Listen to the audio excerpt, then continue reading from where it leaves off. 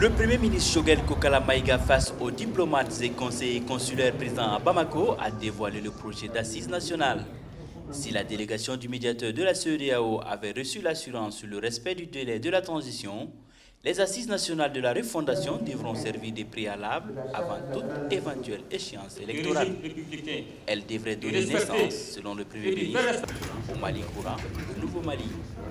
Si on ne met pas un organe unique indépendant pour organiser les élections, si on ne refait pas les réformes politiques et institutionnelles, si on n'engage pas la lutte contre la corruption, le changement de régime n'aura servi strictement à rien.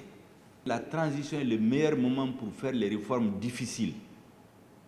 Parce que les partis politiques individuellement pris, l'expérience a montré qu'une fois qu'ils viennent au pouvoir, ils ne peuvent pas faire ces réformes, soit par calcul, soit lorsqu'ils veulent les faire, les populations les soupçonnent de manipuler les textes pour se maintenir au pouvoir. Ces soupçons ne pèsent pas sur la transition.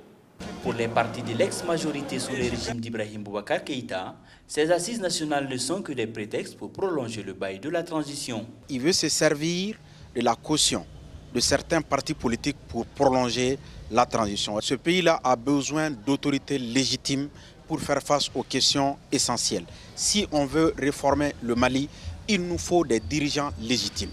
Et cette légitimité-là passe forcément par quoi? L'organisation des élections libres et transparentes, en même temps la sécurisation du pays pour permettre aux Maliens de vaguer librement à leurs occupations. Choguel Maïga, qui vient de passer ses 100 jours à la primature, entend ramener la sécurité sur toute l'étendue du territoire afin de garantir l'inclusivité du processus électoral. Une sécurité de plus en plus évoquée avec la probable signature d'un partenariat avec la société russe Wagner. Mokhtar Bari pour VOA Afrique, Bamako.